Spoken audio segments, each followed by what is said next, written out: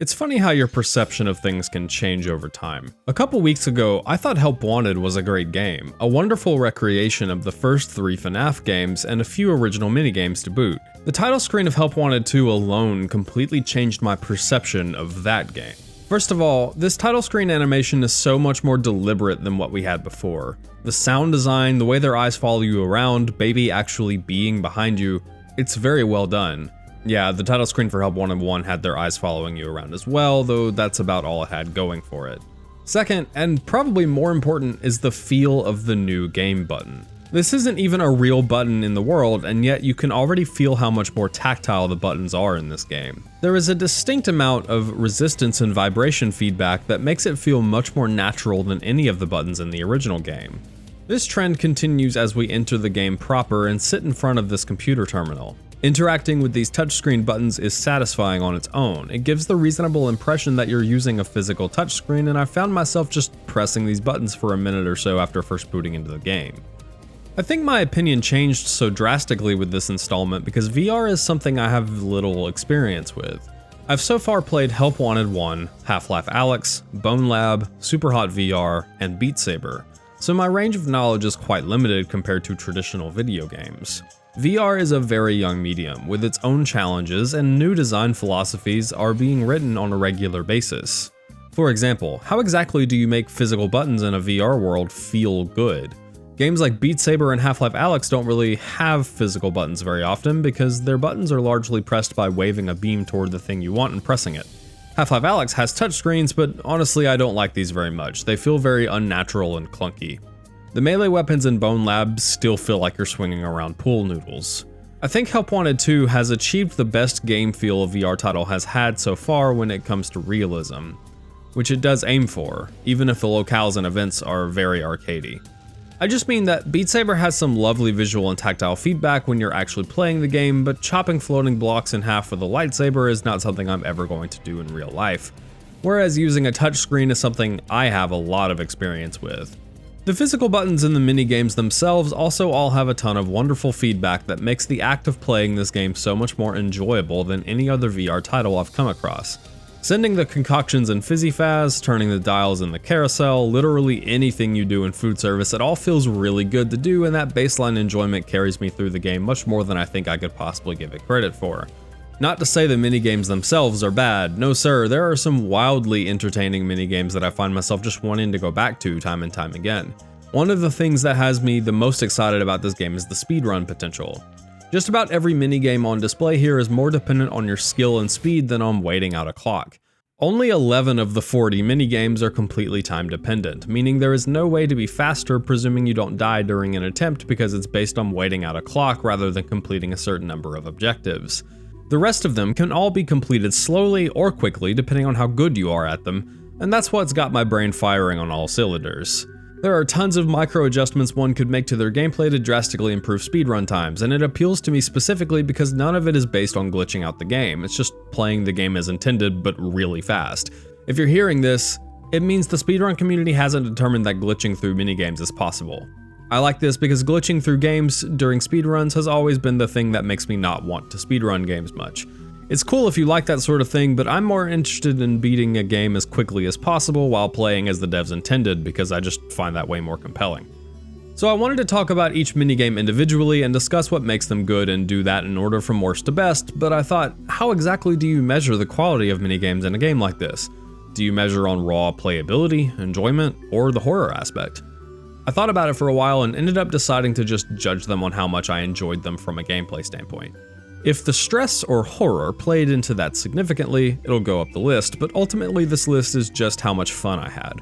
So no horror ranking here, maybe I'll save that for another time. As we go along, I'll be analyzing the minigames, explaining some of the more esoteric game mechanics, giving some strategies that got me through, and at the end we'll discuss the lore of this entry. Truth be told, I don't think any of these minigames are bad, and the choices at the top of the list are so close together that they could all flip-flop for spot number 2 on any given day, though I think my number 1 pick is pretty firmly cemented. Just so you know where I stand on this, I actually found this game to be almost overly easy.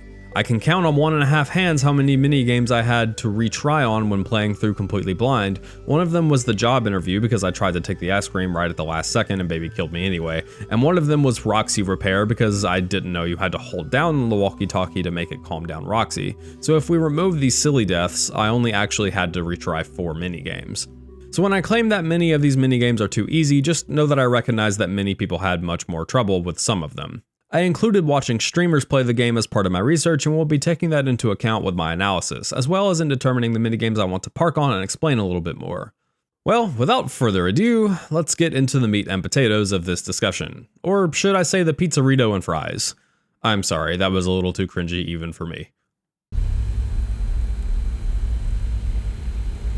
Fazer Blast being at the very bottom of this list doesn't mean it's bad by any means. If I was doing a tier list, I don't think I'd put any of these minigames below a B, though this one might come close to a C, honestly. The Fazer Blast series of minigames sees you sitting in a booth with a Fazer Blaster shooting light gun targets as they move past in front of you. The problem here is that Fazer Blast 1 is just a tutorial and one that doesn't have much going on either. To my knowledge, there isn't a single minigame in this game that doesn't have a jump scare as a failure state, but the only way to get one here is to let your score drop too low, a task so freakishly difficult to accomplish in this one you'd have to pretty much fall asleep while playing. Furthermore, the targets you're shooting just aren't that interesting either. The spectacle of seeing these puppet show style scenes play out is at its weakest in this version of the game, so it doesn't even have that to fall back on. Future iterations of this minigame would include multiple different kinds of threats and recreations of the first 2 FNaF games on top of having much more interesting things to look at while you play. There are 5 Fazer Blast minigames though, so it's pretty clear this one is the tutorial like how the original FNaF series worked. 5 nights with the first and maybe second being little more than a threatless tutorial as long as you're paying attention. Like I said, it's not necessarily bad, just uninteresting. Keeping with the spirit of minigames coded like the original FNaF series, we have Fizzy Faz. This one is actually very similar to the original FNaF in that it begins with a night with extremely little threat and not much going on. It's similar to the original FNaF in other ways too, which we'll get to momentarily. To your left are the ingredient chutes, from which you get the ingredients to make the drinks people supposedly want. To your right are the cameras, from which you keep track of the staff bots which make said ingredients. On this night, there is only making drinks, nothing else to keep track of. You have a time limit for each drink, but since there's nothing else going on, as long as you don't accidentally put an incorrect ingredient in the cup and have to dump it out, you have very little chance of failing here. Missing 3 orders in the night ends with your boss jumping down your throat. Honestly, relatable. Actually, the depiction of food service this game portrays is accurate on so many sad and unfortunate levels that it's kinda scary. Anyway, not much else to say here, you just make the drinks as they pop up. The second night of Fizzy Faz introduces the break mechanic. Occasionally, staff bots will get angry with you and stare creepily at the camera. You must give them a break or they will slam on your window and promptly kill you. I've had coworkers do something similar when I was managing a pizza restaurant. The camera button will flash yellow if something bad is going on, so you don't actually have to check the cameras in the way you would think, which is a weird concession on Steel Wool's part. Things are still slow enough at this point that death is pretty easy to avoid, but you do have to think a bit more and prioritize some things over others. You can only give 1 break every 10 seconds, so you have to strategize a bit to make sure you don't have breaks piling up so quickly that you enter an unavoidable death situation. Should that come to pass, you actually have the emergency shutdown button. This brings everything to a halt, resets all staff bots back to complacency, and protects you from anything at your window. The timer for your order continues to tick down though, so if you don't have enough ingredients, you may end up missing one because of this. This seems to be the only drawback from using the emergency shutdown from what I can tell, though you also only have 3 uses of it before it's gone. The lockdown takes 10 seconds to complete, so you have to determine if it's worth potentially losing an order. Your cup now also holds 4 ingredients rather than 3, and there's another ingredient type you must deal with, so things have naturally ramped up. It's still a bit too easy, but again, it's a tutorial, and that baseline amount of fun I was talking about earlier still applies here. While I do love that we finally got a Bonny Bowl minigame, I kinda wish it wasn't in VR. I still, as of writing this, haven't really gotten the hang of the bowling controls, which is kind of a funny thing to say in relation to VR because what I mean by bowling controls is that it is literally just bowling but without a physical ball in my hands. Another funny thing about this is that I found my delivery to always want to skew to the right, which is actually something I've experienced bowling in real life, which perhaps means that the physics on display here are extremely accurate and I'm just bad at bowling. What I do like is that the minigame keeps up the arcadey feel by including randomly picked events that add some threat and something else to do besides stand in a cold looking bowling lane and get gutter balls over and over. Like, does anyone else feel like they need to wear a jacket when they play this one? Anyway, sometimes Moon will appear and you have to hit him with a flashlight, a theme we'll be seeing a lot going forward. Sometimes a plush baby will appear at the end of the lane and will move towards you and you have to hit her with a bowling ball. Monty Mouths will try and stop your ball from getting to its destination. And last, from what I can tell, is that Bonnie's head will move down the path and you have to get a ball into his mouth before he gets to you. These can also layer on top of each other. I got Moon and the plush baby on my last frame in the attempt I recorded. It seems to me that there's always a break in between events happening, so you only get 5 events in a run of the game. It's fun and the events are interesting, but it doesn't inspire me with adoration or anything. As I'm writing this, I'm realizing that a lot of the minigames have a 5-night structure, even if they aren't called that. Arts and Crafts Daycare acts as the first night and tutorial for the mechanics used both here and in the Salon minigames, of which there are, you guessed it, 5 total. Your first task is paint by numbers, in which you must shoot the dart gun to get a brush and the required coloring page, and then paint it using the colors on your left. There's some smart game design here in that the numbers actually matter. Red is 1, yellow is 2, and blue is 4. To get orange, which is 3, you add 1 and 2, red and yellow, which is also just how you get orange when mixing colors. To get 5, which is purple, you combine red and blue, 1 and 4 to get 5. To get 6, which is green, you combine blue and yellow, 4 and 2, which is 6. I was happily surprised that the numbers actually worked properly and weren't just for show or something, and it means colorblind people don't need a different mode or setting in order to play this game effectively, which is neat. The timer here is much more stressful than it actually is in reality. You have a lot of time, but the way the sound design was done for the timer, it definitely doesn't feel like it. The second task is to make a paper pal, so you get 2 paper plates to start with and must match the picture by getting pieces from the dartboards in front of you. If you hit the light switch panel 3 times, you die because Moon gets really angry. The final task is to do both, so make a paper pal and then color it by numbers. I like how the minigame builds on its mechanics, and I appreciate that even though this is a tutorial level like Fazerblast 1 and Fizzy Faz Night 1, it's still pretty difficult and stressful. Simple as playing whack-a-mole, just hit the bonbons and bonnettes and avoid the helpies. Round 2, Plush Baby gets introduced, who must be hit 3 times or she kills you. The lights also go out at this point, making it slightly harder to tell what target is what, but for the most part I found that this game's score exceptions were so reasonably low that even if you hit Helpy a bunch of times but hit most of everything else that pops up, you'll be fine. The babies offer a tiny bit of stress, but it's not much to worry about. There's some nice kinesthetic touches here, like being able to break the lights or smack the hammers together. It's fun and goes by pretty quickly. Second verse, same as the first, with the small addition of more babies and the tilt mechanic, which seems like it's going to be a bigger deal based on the instructions, but only happens once per attempt. If, red win, you hit the glitch trap hand puppet that appears in the bonus round, you'll have to repair the machine by matching the numbers with these wires in the correct order. This is not exactly difficult, but you are on a time limit at threat of being jump scared. The only other thing this one adds is these eyeballs that stare at you and only serve to distract and slightly unnerve you. Still fun, though it takes around 4 minutes to complete, and I'd say that's a little long for what it is. Continuing with minigames that take too long to complete, we have Captain Foxy's Log Ride, which, when played to its entirety, sits at a staggering 9 minutes. For what this is, it's quite a bit too long. That being said, the horror stuff is decently spooky, so I can't complain too much, and there's enough going on that it doesn't get extremely dull even at its full length, just moderately dull. Hitting the Helpy cutouts shifts you onto an extra track in which Jacko Moon hunts you down and you have to use the gun to hit the targets and keep him away.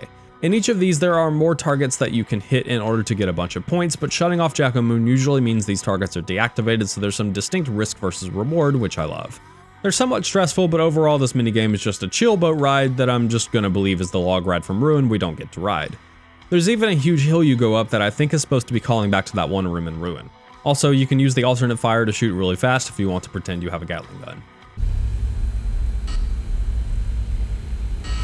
I love the parts and service stuff from Help Wanted 1, and this is no exception. There's a good number of different tasks here, and you have to pay attention to Freddy's heat levels to avoid death. The reason it's so low on the list is because it doesn't seem that it's randomized at all. I have played it multiple times with no randomness, and have seen a bunch of streamers play it with no randomness. This is exceptionally strange because there's an entire tool, this triangular one, that just goes unused from what I can tell. Considering the focus on randomly generating tasks so each minigame stays fresh for longer, present in most of the other minigames, this comes off as really weird and maybe not even working properly, or perhaps cut content. It's a good parts and service minigame for sure, but it's just odd that it doesn't change when that was stated to be a focus by Steel Wool for this title. Oh well, I still like it quite a lot. Freddy's lines are humorous and it can be speedrun pretty quickly if you know what you're doing. The second installment in Fazer Blast comes in much higher than the first for 3 reasons. 1, it introduces throwing balls at larger targets, a significantly more difficult task. 2, it introduces plush babies randomly spawning and trying to get to you, meaning you have to focus on more than just the carnival game itself. 3, the spectacle here is much higher, with more targets that move in difficult patterns and more interesting visual elements. I very much enjoy Western, even if it is quickly eclipsed by the 3 remaining installments in the Fazer Blast minigame saga. I love this minigame for a lot of reasons. The fact that they have you literally crawling along the ground, greatly increasing the tension and making you feel vulnerable, how massive Ballora looks, and the sound design, just to name a few. It's low on the list though, because as I was reviewing streamers playing this one, I realized it had some issues explaining its premise, because every streamer I reviewed had trouble with this one. I get the feeling it kind of expects you to remember the equivalent minigame from Sister Location and play it that way. The tutorial text is just a bit too vague to accomplish it making sense on its own, without some prior knowledge of how Ballora works. In Sister Location, the idea was to stop moving when you heard Ballora's music, and if you couldn't hear the music, you were free to move as fast as you wanted to. The tutorial text in Help Wanted 2 doesn't make this clear, but the same strategy is effective this time around, with the sole caveat that when moving quickly in VR, it is much more difficult to stop upon hearing the music start up. Mini arenas will also spawn in and move towards you, though if you move fast enough you can actually avoid them spawning for some reason. The thing that makes this version quite different from the Sister Location version is that Ballora doesn't just automatically kill you if you move when her music box is too loud. Instead, her music is both a sign she is moving and a sign she is listening, and any sound she hears will draw her toward it. This is evidenced by this clip I got where I threw a mini arena and can actually see Ballora pivot the frame the mini arena hits the ground. By default, she moves roughly around the edge of the light bubble that follows you around, her exact path being determined at the exact moment her music begins. This is what makes moving quickly dangerous, because if you don't stop exactly when the music begins, you're more likely to move straight into the path she was already going to take if you're swimming, as some streamers put it, so she'll get you even if she didn't hear you because you swam right into her path. To that same ticket, you can actually move while her music is playing and not be guaranteed a death. The player doesn't actually make a noise while they're moving, but if you move too much during her movement phase, she will say, "Don't be shy," and jump scare you once she's done with said movement phase. I think the trigger for this is total distance moved rather than intensity of movement. In this clip, I did wide circles while she moved and got killed.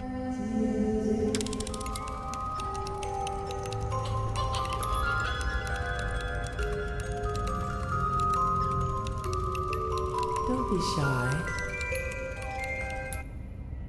But in this clip, I did much smaller, jittery lines and didn't get killed even though I was still moving for the duration of her movement phase. From what I can tell, you have to move over 6 tiles worth before she'll get you, as evidenced by these clips. In the first, I move roughly 4 tiles and nothing. In the second, I move 6 and nothing. In the final clip, I move about 10 tiles and she kills me.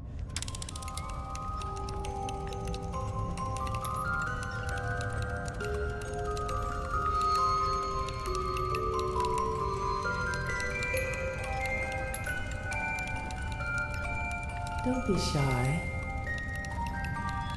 So the game is actually pretty forgiving if you want to move around a bit while she's crossing the room.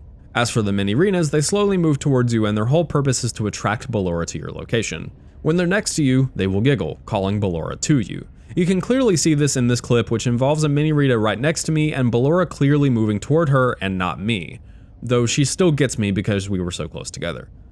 So you can deal with them by avoiding them entirely by backing up, moving quickly in between them, or moving to the side and going around them. You'll notice that they stop moving a few moments after Ballora starts crossing the floor, so they aren't difficult to dodge. You can also grab them and toss them away from you. If you go for this route, just know that you have to make sure they land as far away from you as possible, and preferably not on the same lateral plane as you either, because this could incidentally cause Ballora to pass across your location on her way to the sound she heard when the mini arena hit the ground. I recommend throwing them forward and diagonally, about 45 degrees from the center of the room, which would be the door in the distance in most cases. Be aware though that there is some kind of invisible wall in front of the player that, in this clip from before, caused the mini arena to stop moving away from me and just hit the ground like a foot or two away. I'm actually really lucky I didn't get killed at this moment. Here's some footage of successfully throwing the mini arenas far away. I'm maybe 50 or so degrees away from the door and I didn't hit the invisible wall either time. Where in the clip where I did hit the invisible wall, I threw that mini arena pretty much straight at the door, so I'm pretty sure the invisible wall is just dead ahead of the player at all times. You can also go the Markiplier route and move so quickly the mini arenas never spawn. Just make sure you have really good reaction time so that when the music starts you can stop moving quickly. This is made easier by, instead of swimming like Rytoast in this clip, you use Markiplier's exact strategy of tiny but fast movements, which would mean that even if you don't immediately stop moving as soon as the music begins, you're less likely to yeet yourself straight into Ballora's path. Anyway, I really love this game and I just wish it explained itself a bit better. The next minigame is once again based on a gameplay segment from Sister Location, and once again is the tutorial for a set of minigames, though this set is only 4 long instead of 5. This time we have The Office, a set of minigames loosely inspired by Sister Location's Private Room and Custom Night mode. This first one, simply titled Private Room, is effectively a recreation of the original minigame from Sister Location, except it's quite a bit easier. The Private Room minigame in Sister Location is a brick wall for a lot of people, made worse by the bad checkpoint system in that game, but the main issue with it was the extremely tight power limit. You had to use your directional audio and only sparsely check the cameras to know where he was, and even with that, attempts regularly ended with very little power left. I guess the same is true here technically, but the pace is much slower. It's easier to know where he's coming from, and cameras don't draw power. The biggest potential power draw is how long you leave the doors down and how early you pull them up. When Ennard tries to enter your office, a big jump scare sting plays, followed by him moving toward the office either through the vents or the hallways by the doors. You have a good bit of time before you have to close the door depending on which pathway he takes. Now, truth be told, I'm actually not sure how long he sticks around at the door before leaving. He doesn't donk the door like many other animatronics, so I opted to just check all the cameras until I saw him, at which point I would open the door he was at before. This is similar to how it worked in the original game. Even when doing this, I had plenty of power left by 6 AM, so it wasn't a concern by any means. It's fun and stressful, but pretty easy, and the future editions improve on it quite a bit. I think the jump scare stings when he appears really shows the restraint and quality of the horror elements in the original series as compared to some things in the Steel Wool era. These actually make it less scary to me, not more. Alright, this is where Fizzy Faz really starts to ramp up. Your cup holds 5 ingredients, so you'll be needing more stock on average than before. To make up for this, you can now double time the staff bots, making them work harder. This increases the output of the ingredient they are tied to, but also increases the chances they'll need a break, so double timing multiple bots at a time makes for a very dangerous situation. It's intense enough at this point that I started developing strategies to avoid needing to do full shutdowns, which mostly amounted to proactive breaking. Sometimes you'll end up not needing a certain ingredient for a while, which ends up meaning you have a surplus of it. When this happens, I'll give them a break before they're ready for one, which gets one staff bot off my back for free so they don't all end up needing breaks at the same time. This can be kind of difficult to accomplish thanks to the 10-second recharge on breaks, but when it happens it feels good to get ahead of the game. There's always something to be thinking about now and it makes the game go by very quickly. The next 3 games in the ranking are the 3 versions of First Aid because they're all so similar I couldn't justify separating them. The first is a simple tutorial that goes by quickly, almost too quickly. In each scenario, Helpy will have some things wrong with him. You can use the scanner to get a hint at what to do, but one thing that I like is that if you can recognize the visual indicator on Helpy or the diagnostic monitor on your left, you can just do it without needing to scan the injury in question. This makes it a very entertaining speedrunning game. As of writing this, I'm wondering if you can reasonably do 2 injuries at a time, one with your left hand, one with your right, though I guess that would depend on what the injuries are. This first minigame doesn't give you the chance to get some of the more difficult to handle injuries, so the scenarios ramp up naturally in each installment. If Helpy starts screaming for any reason, the animatronic in the title of the minigame will make its way either down the side vents or even through the curtain in front of you.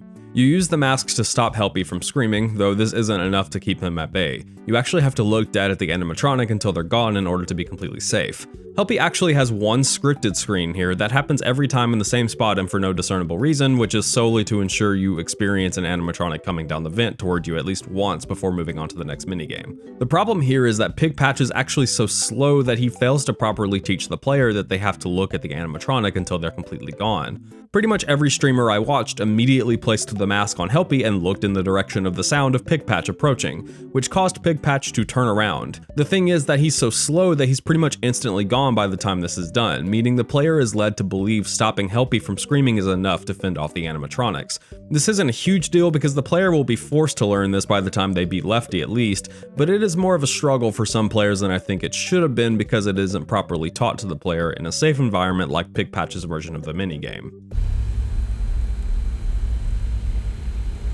Lefty's first aid mission includes some new injuries which require the mask to deal with, like inserting the syringe to take care of Helpy's rampant rabies. This mission also introduces the TV occasionally playing an ad which will attract the animatronic as well. There is some footage that might imply the game waits for the player to start doing something before sending the ad, which is evil and awesome if true, but I can't confirm that necessarily. Lefty is much more aggressive as well, moving quickly and needing to be dealt with entirely for him to stop approaching, as in if you look away too fast he'll just immediately turn around and continue moving toward you. It's not extremely difficult still, but definitely a modicum of challenging.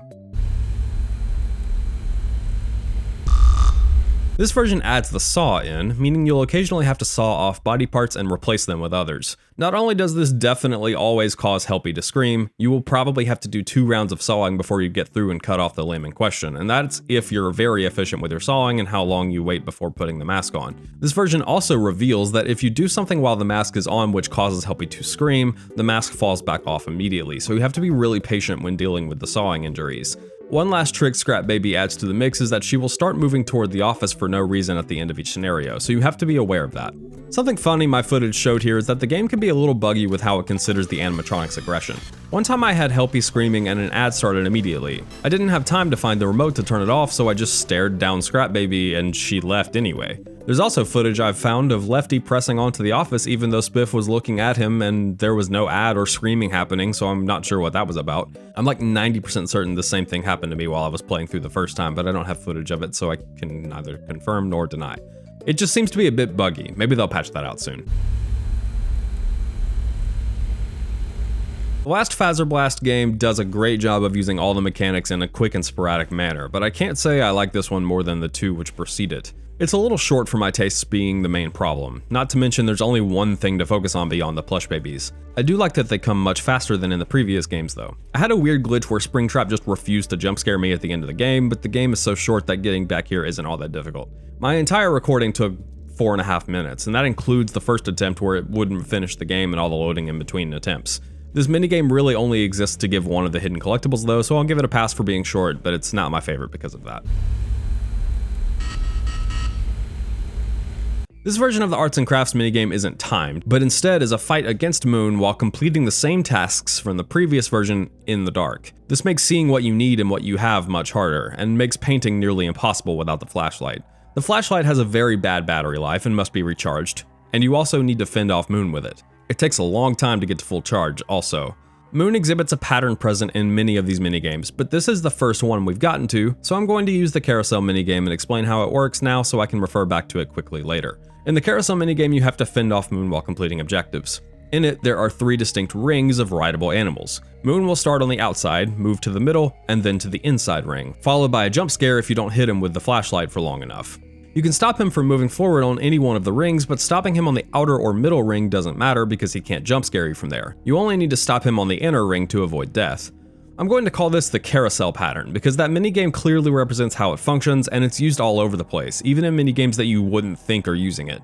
Arts and Crafts Loft uses the Carousel pattern. Moon starts on the balcony, moves to the layer, around the dartboard or in the bedsheet fort, and finally appears right at your desk and stares at you for a while before jump scaring you. It's not necessary to fend him off in the outer or middle rings, just the inner one where he's at the desk. That being said, I don't recommend waiting for him to get to the inner ring in this case because the flashlight's hit detection and the charger is a bit spotty. It seems to mostly act up when you're trying to move extra quickly or sporadically because you're in a panic. Whereas if you calmly reach out and grab it, it doesn't act up as much. Not that the game knows how you're feeling in that moment, just that the act of quickly and sporadically grabbing the flashlight causes the hit detection to screw up. So if you want my advice, wait till you hear him go to the middle ring near the sign or in the bedsheet fort, fend him off, and then put the flashlight back if it needs to charge and you don't need it to complete more of the tasks. This will also give you a chance to course correct if the flashlight does give you trouble. I like Arts and Crafts Loft, but it's very long, difficult to do, and once you have the pattern down on Moon, kind of easy. The physics on the Paper Pals parts are really annoying, and being in the dark only makes that problem worse because now you can only barely see what's going on. Otherwise, this would be much higher on the list thanks to its oppressive atmosphere. Now this is where the arts and crafts mechanics start to get really good. This requires you to look at a headshot and match both the face paint and the accessories for the staff bot. Rather than having to shoot the dartboards to get accessories, all the accessories are on a rotating display on your left, and finding them is a part of the challenge. This minigame gives you a very tight time frame to complete each makeover. It's surprisingly difficult and stressful. If you fail, the staff bot gets angry and stares at you from a distance. I love how creepy this looks. 3 strikes you're out on this one. This minigame also shares the smart design of having the various makeup options be not only color-coded but also pattern-coded. So again, colorblind people could reasonably play this without the alternate colorblind mode, which is also in the game just by the way. Even for me, not a colorblind person, realizing this helped me immensely because some of the colors on the monitor do not look the same as the equivalent ones on the palette, making it difficult to tell which one is which at times.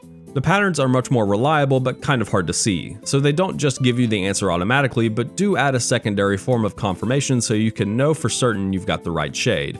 One somewhat tiny issue I have is that some of the accessories have questionable hit detection. Here's some footage of me trying and failing to pull a choker off this staff bot. It seems sort of odd to me that they can even be placed back on. If you pull one and don't need it, couldn't you just drop it and it automatically goes into place? I kind of feel like the hit detection for the accessory should just turn off when you grab it, and then the item should pop back into place if you don't end up using it. But it's a pretty small issue, honestly. You do have to be aware and deliberately move the left earring away and around the head, or it will usually just get put back on the ear, which is a bit annoying at times. Regardless, I really like the design of this minigame and how it uses the arts and crafts mechanics. I actually grouped all the Salon minigames together because they're also similar.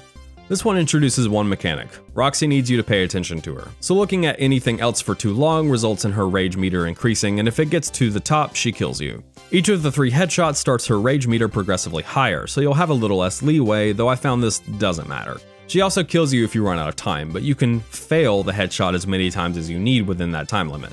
I love the personification of Roxy here, how she stares at you, how she leans in when you're giving her makeup. It's awesome. She alone makes this more entertaining than the staff bot version just due to her personality. Other than that, it's basically the same minigame but with longer time frames and a little more leniency to make up for the fact that you can't just stare at the screen the whole time. It's good. Now, Roxy is more angry and occasionally will get hit by an anxiety attack that makes her rage meter increase significantly faster. To combat this, you can use the Roxy talkie to calm her, but it has a battery and can only be used so much at a time. It can also be used to greatly reduce the rage meter at any time if it gets too high. When the battery is fully depleted, you have to wait for it to recharge 1 cell before you can use it again, though it needs at least 3 cells to actually calm her from a panic attack, so using it too much could potentially end up killing you depending on how careless you are. Other than that, it's the same minigame with a disgusting coat of horror paint, and I love it. Roxy is still full of personality and the accessories are weird and unnerving. Funnily enough, thanks to the radio and the even more lenient time frames in order to account for the now more rage-happy Roxy, this is the easiest version of the minigame in my experience. I only died because I didn't realize you had to hold the button for the radio instead of feathering it like I was trying to do, which just results in her infinitely crying until she kills you. This is probably the main reason it isn't higher up, but it's a small issue. Maybe. This version adds 2 things over its last iteration. Firstly, Chica will occasionally move into a staff bot's room and disrupt the flow of ingredients for a while. The way to get rid of her is to take any random ingredient and dump it in the trash. This will cause Chica to go back to the dump and stop heckling the workers. The other new addition here, besides the addition of the salt ingredient that is that ingredients can now overfill and become spoiled, which means you have to dump the whole batch. This makes preemptive braking even more important as you can more easily avoid this happening. The wiki states that doing this too many times causes Chica to appear at the office, but that's actually not true. Watch this clip in which I was testing this theory. I dump all 5 ingredients back to back in this manner and she does nothing but hang out in the trash. Chica comes to your office if you're too good at the game, meaning by not dumping any ingredients, she will make her way to the office. The amount of time she takes to get there seems to be random. I've had it happen during testing after her going to 4 cameras, followed by her going to 2 cameras. Regardless, dumping ingredients, whether by trashing them individually or trashing the entire batch due to spoilage, is how you get rid of her. I think this is another example of the game saying things that deliberately misdirect you. The foreman can be heard saying this at the beginning of night 1, before Chica is even there. Place if error mistake, press trash button. Dump bad ingredients down drain. This is both a waste of company time and money. Be warned. Dumping ingredients may attract unwanted pests. That seems to imply that something bad happens if you dump ingredients, right? Something will be attracted to your location? Well, if this is true in any way, I haven't figured out how yet. The only downside to dumping ingredients is less stock and time leeway to complete orders. FNaF has sort of a storied history with deliberately misleading the player through instructions given prior to minigames, so this is nothing uncommon, I would say. Anyway, things are really ramping up here and it feels frantic and quite engaging. My boy DJ Music Man has finally returned, and you all viewing this from home cannot possibly know how big he feels unless you've played it. Watching this in flat mode just doesn't do it any justice. This minigame involves DJ Music Man playing a synth line and then you using the controls to repeat it back. The floor, the background, the floating icons, and the centerpiece can all be used interchangeably or not used at all in each of these synth lines. While you could technically just listen to it and try to replicate the sounds, it's significantly easier to just look at the visualizer and match that. You can also replay the example and it'll quickly swap between what you have and what you need, making it easy to find the right answer. You can fail a bunch of times in this version as well, though it's the tutorial, so it's not a big deal. The tutorial is actually pretty short, with only 3 rounds required to complete it, but it also gives the player plenty of freedom to learn and understand the mechanics before moving on to the harder versions. I love the mechanics of this, and just look at my boy, he's beautiful and loves to party. I grouped all of these together too, go figure. This version has 5 rounds, less leniency in the amount of times you can fail, less time to complete the synths, and now the mini music men will slowly make their way from the outside of the area to try and jump scare you. They can occasionally just jump straight onto your desk, which is awesome. It takes the carousel pattern that we'll be seeing a lot of and gives it a little more vibrancy. Hit the music man with a controlled flash from the flashlight and they'll go away. You can also just be really fast and they won't have a chance to get to you. This minigame is still really fun, just a bit more stressful now and longer, which is a good thing. It still has a high pace so it doesn't get dull. Final version adds one more item, the cars on the sides of the visualizer that can be added into the mix. There are also more and more aggressive mini music men now, and you have way less time to complete the synths. This is an awesome example of how these minigames could have increased the complexity and challenge in each iteration without removing what made the games interesting in the first place, like with the quick time frames of Staff Makeover versus Roxy's versions. Music Time is a wonderfully kinesthetic and entertaining little minigame that's snappy, quick, and has tons of pressure. It's just really well done. In a rare twist, the 3rd and 4th Fazer Blast minigames are actually better than the last due to their length and complexity. This one introduces the dart gun and uses all 3 mechanics for targets throughout the game, though the main spin of the game is that we're essentially playing FNaF 1 in Fazer Blast, which is just incredible. During the longest portion of the minigame, we have to shoot the doors with the laser gun to keep the animatronics from jump scaring you. If they get through the door and get you, you get fake jump scared, but if you get jump scared 3 times, Carney just actually kills you, which is kind of funny. This is really cute recreation of FNaF 1, and the plush babies continue to heckle you, meaning that this is the most threatening Fazer Blast yet, and it's a lot of fun. Fazer Blast FNaF 2 takes the concept of recreating a FNaF game in Fazer Blast and cranks it up a notch. You have to check the cameras, and if an animatronic is in the vents, you open the vents with the laser gun and pop the balloons with the dart gun. If an animatronic is anywhere else, leaving the camera on them for a second will put it away, allowing you to deal with them, putting the mask on for Toy Freddy or throwing balls at Foxy after opening the door. All the while, you have to shoot the music box with the laser gun or the puppet gets you, and the plush babies are still heckling you. This one is the most frantic and entertaining if you want it to be. You also can't get your score above halfway, meaning you technically have less leeway to fail, though I never found this to be a problem, especially if you shoot the balloon animatronics in the vents. This minigame would be higher though if it weren't for the fact that it doesn't do a good job explaining itself. If you don't know how it works, it can seem very glitchy as cameras will seem to appear on top of each other and never go away. This is because each camera set is tied to an animatronic you have to find. And if you don't find them, it'll just eventually spawn the next camera set for the next animatronic over top of the last one. This strikes as weird to basically anyone playing before they understand how this works though, because the animatronics in the vents don't jump scare you, so if you never find them, you'll never know there was an animatronic or why another camera set is just appearing for no reason. It looks really glitchy and weird. Thankfully, no progression is tied to getting all the animatronics, and getting jump scared too many times doesn't seem to ever kill you like FNaF 1 did, so it doesn't actually matter that much. You just have to watch out for your score. I have seen people die from Carney for getting jump scared too many times in this one, but the number seems to be pretty high and it's also difficult to get jump scared that many times anyway. Despite this, I love what this minigame did with the FNaF 2 mechanics, really creative use of the old FNaF stuff. Also, to clarify some incorrect information I've seen going around, you don't have to kill every animatronic in the minigame to unlock FNaF 3. You actually only need to kill half of them. You're watching the footage of my successful fire starting on a fresh save, and I killed 4 of them and unlocked the next minigame. I don't believe it matters which 4 either, so it's possible to completely ignore the cameras and just open the vents to kill the 6 animatronics that show up there, which will be more than enough to unlock the fire ending. It's been a while since we talked about a sister location minigame. Ballora will appear on the left or right, and you have to shut the door in her face. The Biddy Baps will appear in the vent and must have the door closed on them. The mini Renas appear in the cameras and drain your power, you can fend them off by shocking them, and can appear in the office to block your buttons. For that, you just toss them away. That's really all there is to it. If you find the Biddy Babs in the cameras, you can also shock them to keep them away from the vents for a while. I have 2 critiques for this one. First, it shares the slightly easy nature of the first office minigame with Ennard, where power is just not really an issue as long as you're paying attention. The second is that the directional audio on Ballora is bugged. When she appears on the left, the directional audio doesn't actually clue you into this fact, it just sounds sort of ambient. Even with all that though, this is still an entertaining minigame and a bit more involved than the Ennard version. For the first food service minigame on the list, we have Pizza Pizza Pizza. Food service sees you fulfilling orders with entrees, sides, and drinks depending on which minigames you are doing specifically. In pizza, you have to make either pizzas or pizzeritos, which can have any combination of 1 sauce and the 3 toppings. This is fairly easy, but it's also easy to miss a step and fail an order, and you only get 1 chance with this minigame. A single failed order will send you back to the beginning. One of the main things I love about food service is all the ways you can drastically speed up the process of making orders. Pre-making 1 of each drink and pre-flattening 2 doughs, keeping 1 on the tray and 1 in the ingredient dispenser are the main ones for this minigame. This one is the lowest because of the extremely unforgiving failure requirement of missing even a single ingredient 1 time, especially in this one which has a ton of variations on ingredients for the pizzas. The rest of the items, the drinks and sides, are relatively simplified to make up for this, as well as there being no other threat to deal with like the endos in the movie theater, but it does mean that if you're in a rush, it can be very easy to die for making even 1 tiny mistake, or for an item falling out of the serving tray right before you press the bell. Still, food service in this game is one of the more entertaining minigames due to how skill-based it is.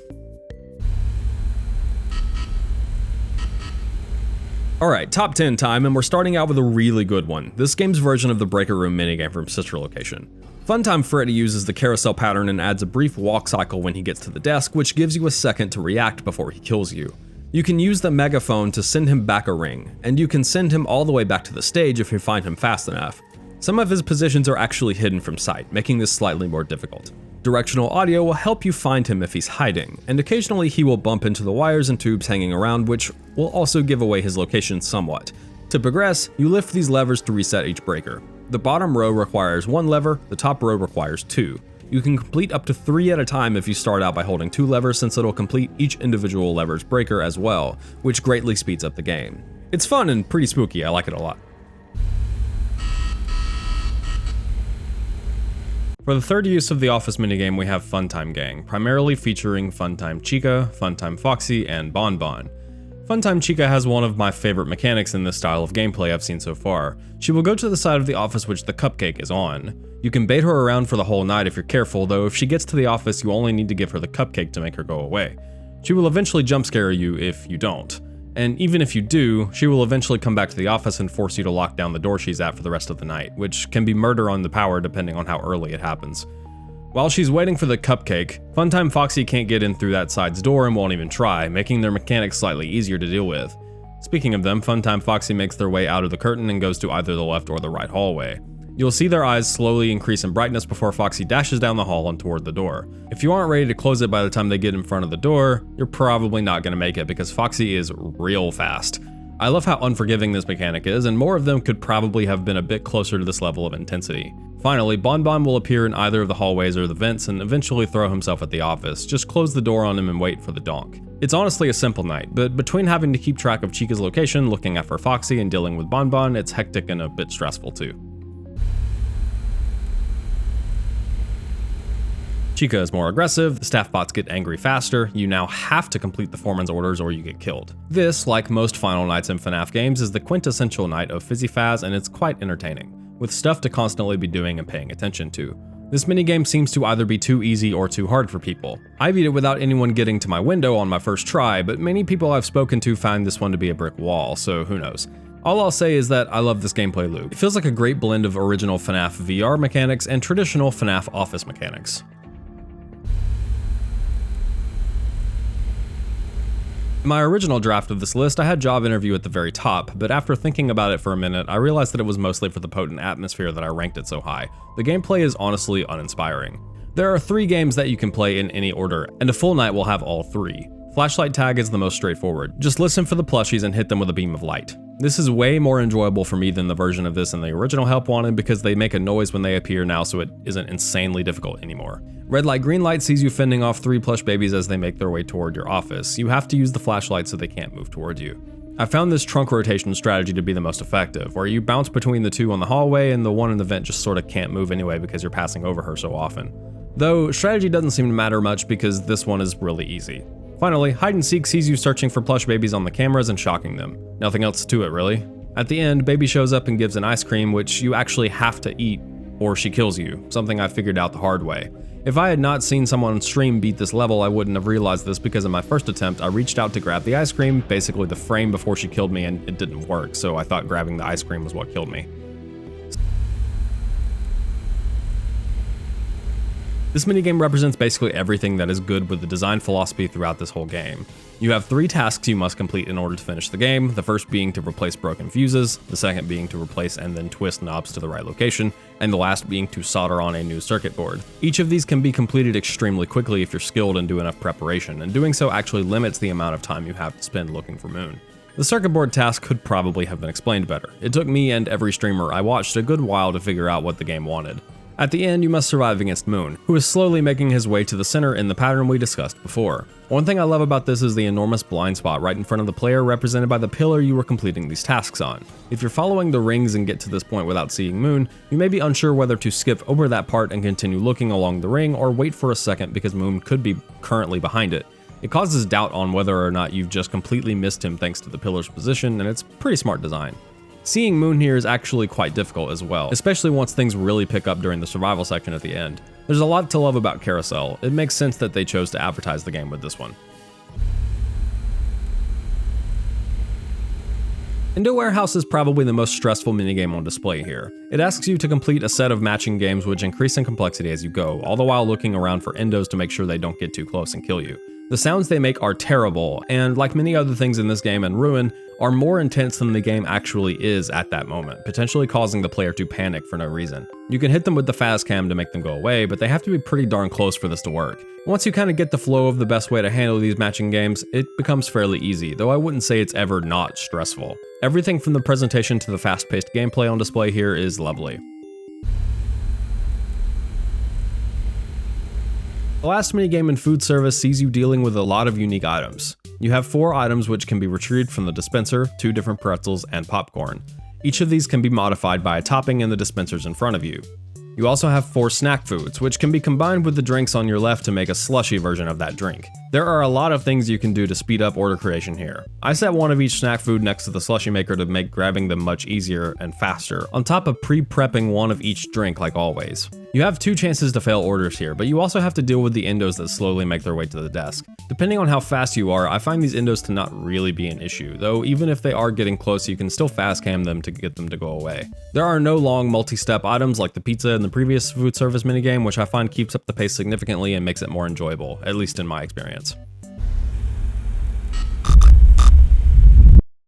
This is the same minigame from before, except a decent bit harder because it's against Endo instead of the ever-talkative Funtime Freddy. Endo is barely visible in most of his spots, so you have to pay an eye-straining amount of attention to find him and send him back. He also barely has any audio cues, so sometimes he'll just be gone and you won't really know where. This one highlights that the whoosh effect when he or Funtime Freddy moves actually has directional audio and will potentially reveal where he went, a detail you'll definitely need to get good at using in order to safely get past Endo. Otherwise, it's the same game, just with a slightly more oppressive atmosphere because Funtime Freddy isn't jabbering in your ear the whole time, and that actually improves the tension and entertainment value quite a bit. The same as Carousel except harder, with more steps to each task. On top of replacing fuses, you also have to solder the wires between them now. With the knobs, you have to turn them in a certain direction to avoid breaking them again. With the circuit board, you now have to do 2 instead of 1. 2 things make this one a little less dangerous though.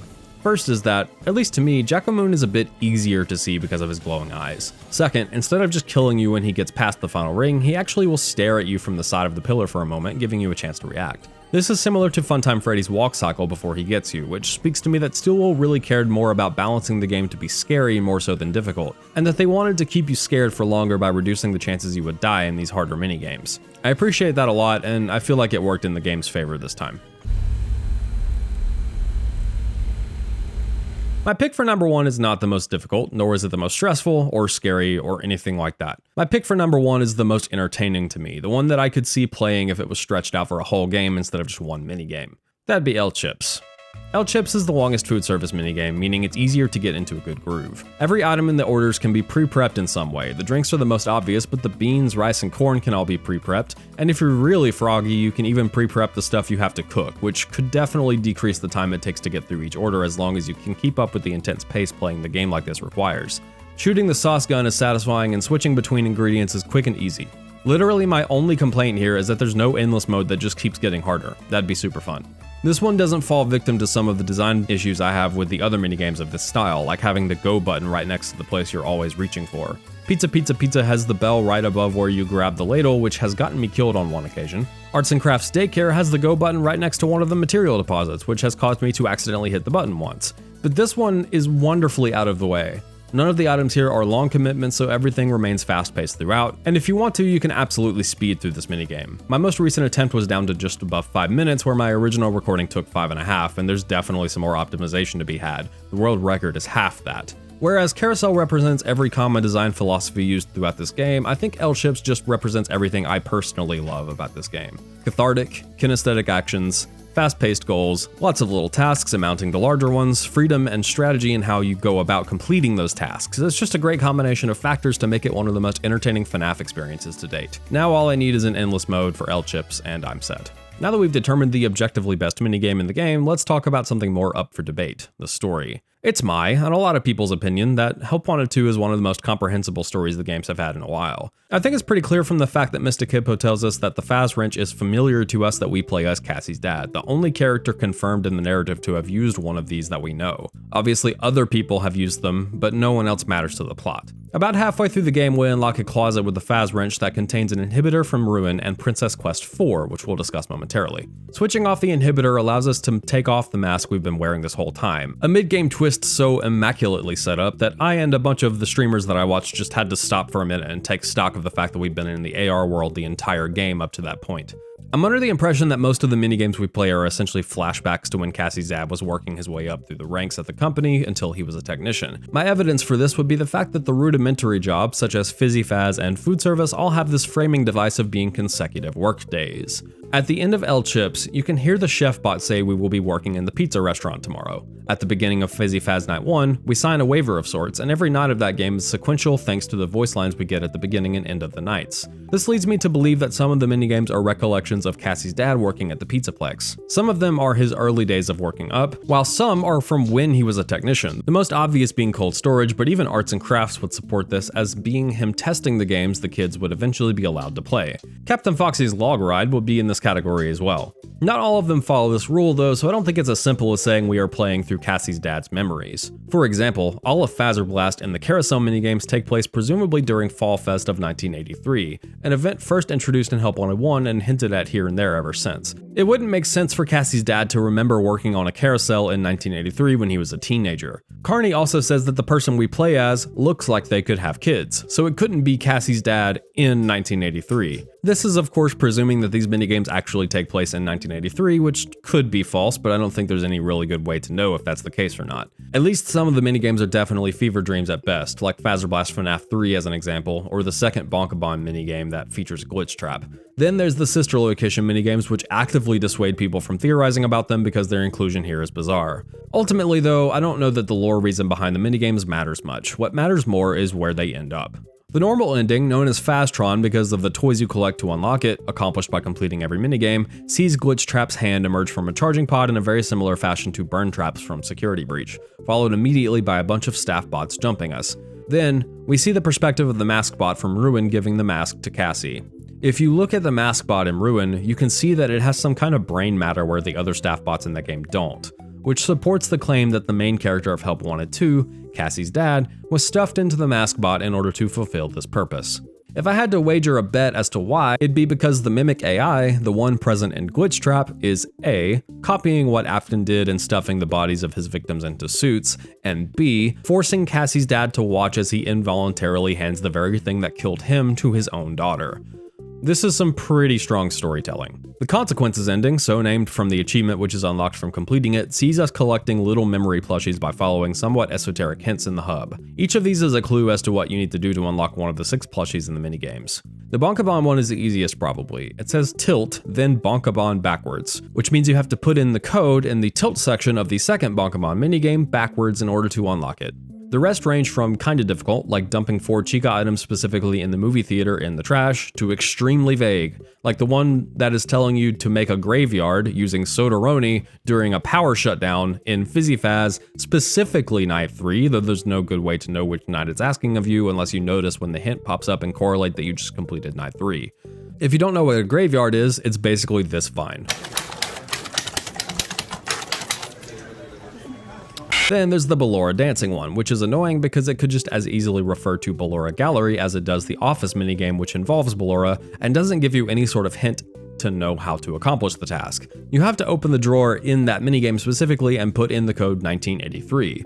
And while I would say this is such a shot in the dark that it's bad, one has to consider this is a VR title, so it's highly likely that only people that know FNaF will play it, and anyone that's paid any attention to FNaF since its inception would know of only 2 numbers a keypad like this would possibly take. The Captain Foxy log ride plushie is one of the easier ones as well, just requiring you to shoot certain targets on the alternate pathways. This one you could almost reasonably get without even knowing the hint, just using context clues. The achievement is called Remember Jeremy, a phrase that should be familiar to those that have played Help Wanted 1, though back then it was an imperative, remember Jeremy, not a question, meaning we've reinterpreted the phrase in a way that will only be clear later, if at all. By acquiring every memory plushie, we get a purple coin from Mystic Hippo and can finally play Princess Quest 4. The Princess Quest series has always been intrinsically linked with Vanessa, specifically freeing her from Glitch Trap's control in Security Breach. We determined that the Princess Quest ending was canon in that game, so this should raise some red flags. The 40th minigame sees us playing through Princess Quest like we have so many times before, though this time we can warp around. You can use the physical controls, but I highly recommend just using the buttons on your VR controllers, which also work because the physical controls kinda suck. You play for a while before eventually coming to a room with someone standing in front of an arcade cabinet. Swipe them with the sword and suddenly we're in the game. We grab the sword and now we're playing Princess Quest in 3D, that new warping mechanic now becoming our only mode of transportation. This is a pretty incredible use of VR and it really goes to show how much passion Steelwool has for this medium in particular. We play for a while before coming to these gravestones. The astute among you will recognize these from a previous Princess Quest minigame, though this time they are actually tied to an animatronic for each.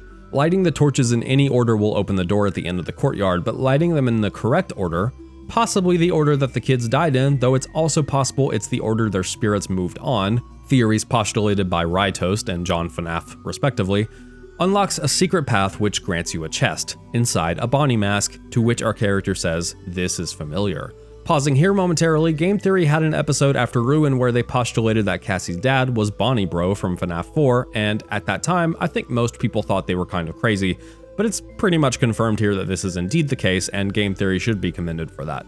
Anyway, we continue on to find an old man, the game files reveal this to be Old Man Consequences, and we hand him the Vanny mask, and he hands us the Glitch Trap plushie.